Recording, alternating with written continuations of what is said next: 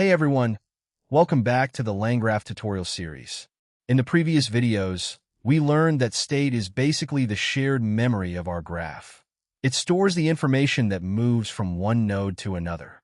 In video 2, we used a very simple state. We had different fields like name, greeting, and a fun fact. Everything worked perfectly because each field was being updated by only one node. But in real applications, things become a little more interesting. Imagine we have multiple nodes trying to update the same field. Or imagine we're building a chatbot where every new message needs to be added to the previous conversation instead of deleting it. That's where our simple understanding of state is not enough. So in this video, we're going to understand reducers, how they solve this problem, and how LangGraph manages state updates internally. Before we move forward, let's quickly recap what we learned. In video 1, we learned that state is the shared memory flowing through our graph. Then in video 2, we created a simple state and learned how nodes can read from that state and return updates. Everything was straightforward because every field was basically handled by one node. But now let's ask an important question. What happens when two different nodes try to update the same state field? That's exactly the problem we're going to solve today. Let's understand the problem with a very simple example. Suppose our state contains a list called messages. Node A runs first and adds one message. So our state now contains something like, hello from node A. Now node B runs and adds another message. You might naturally expect the state to become, hello from node A, hello from node B. But that's not what happens by default. LangGraph normally treats the new value as an update, which means the previous value gets replaced. So, after node B runs, we may end up with only hello from node B, and that's a very important concept to understand. By default, LangGraph doesn't automatically combine values for you. So let's look at this visually. Node A gives us message A. Then node B gives us message B.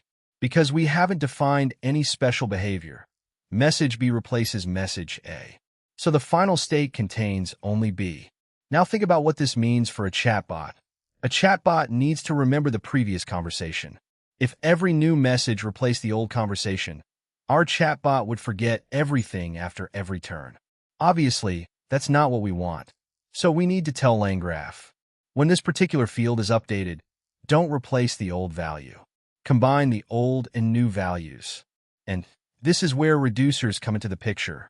So what exactly is a reducer? A reducer is simply a function that tells LangGraph how to combine the old value with the new value. Normally, LangGraph says, here's the new value. Okay, I'll replace the old one.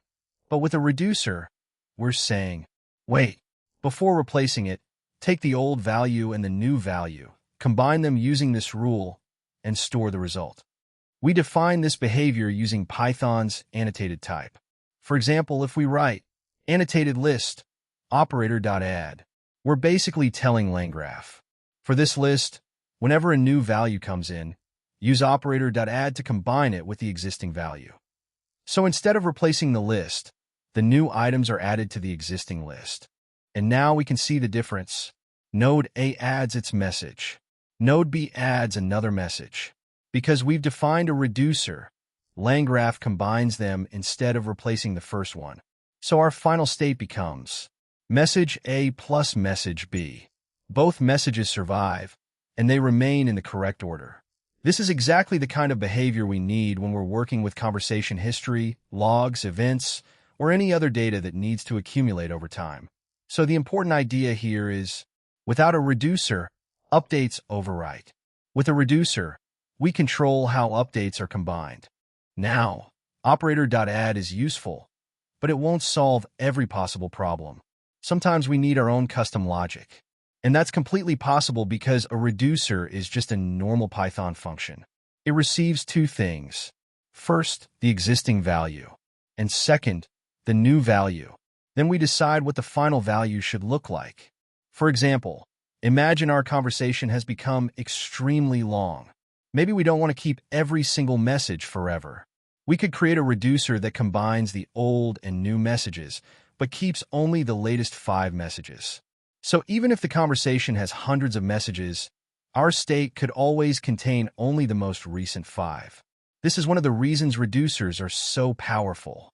You decide the rules for how your state should evolve. Create your own message reducer.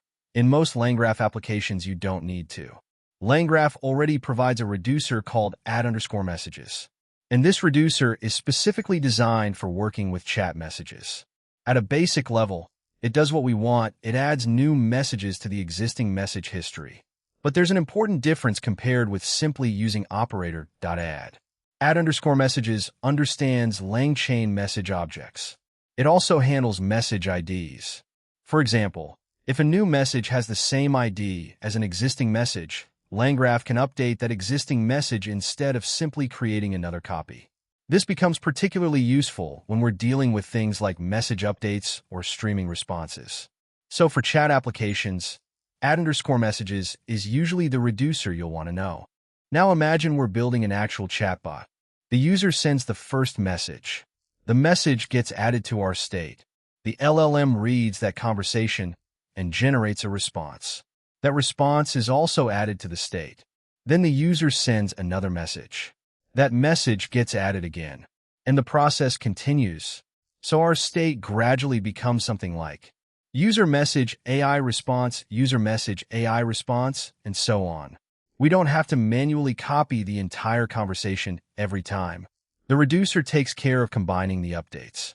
And that's exactly the pattern we'll use when we build our chatbot in the upcoming video. Now let's talk about another important decision. How should we define our state? So far, we've been using TypedDict. TypedDict is great because it's simple and lightweight. But there's something important to understand. TypedDict mainly provides type information for development and static checking. It doesn't automatically validate every value at runtime. For example, suppose we expect a field called age to contain an integer. If something accidentally gives us a string, TypedDict itself isn't going to behave like a runtime validation system. That's where Pydantic can be useful. Pydantic can validate the actual data at runtime. So if our field expects an integer and receives something invalid, we can catch that problem much earlier. Pydantic also gives us useful features for defaults, validation, and more structured data models. So which one should you actually use? My recommendation is pretty simple. If you're learning LangGraph, experimenting with an idea, or building a small project, start with TypedDict. It's easy to understand and doesn't add unnecessary complexity. Once your application becomes more complicated and you need strong runtime validation, that's when Pydantic becomes more useful. So don't think of this as TypedDict is bad and Pydantic is good. That's not the point. They're useful for different situations. Start simple and introduce Pydantic when your application actually needs it. Before we finish, let's look at 3 common mistakes that you should watch out for. Mistake number 1, forgetting the reducer. If you're working with a list that needs to accumulate values, but you don't define the correct reducer, new updates can replace your old data. This is probably one of the first confusing things beginners run into. Mistake number 2, relying on mutable defaults. With state, it's better to initialize the actual state explicitly when you call invoke, rather than assuming a mutable default inside your type definition will behave like persistent state. And mistake number 3, inconsistent return shapes. If your state field is designed to work with add_messages, be consistent with what your nodes return. Don't randomly return a single message in one place and a list in another without understanding what the reducer expects. Keeping your state updates predictable makes your graph much easier to debug. So let's quickly put everything together. First, remember that LangGraph normally replaces a state field when a new value is returned. That's fine when we simply want to update a value. But when multiple updates need to accumulate, we need a reducer. A reducer tells LangGraph exactly how the old value and the new value should be combined. We can use Annotated to attach that reducer to a state field. For chat applications, add_messages is especially useful because it's designed specifically for message history. And finally, when defining our state, TypedDict is a great place to start, while Pydantic becomes useful when we need stronger runtime validation. If you understand these concepts, you've already crossed one of the most important hurdles in understanding LangGraph STA. And that's it for today's video. Today we learned why state updates can overwrite each other, what reducers are, how custom reducers work, and why add underscore messages is so important when we're building chat applications. If this video helped you understand LangGraph State more clearly, make sure to like the video and subscribe to the channel. And if you have any questions, leave them in the comments. Thanks for watching, and I'll see you in the next video.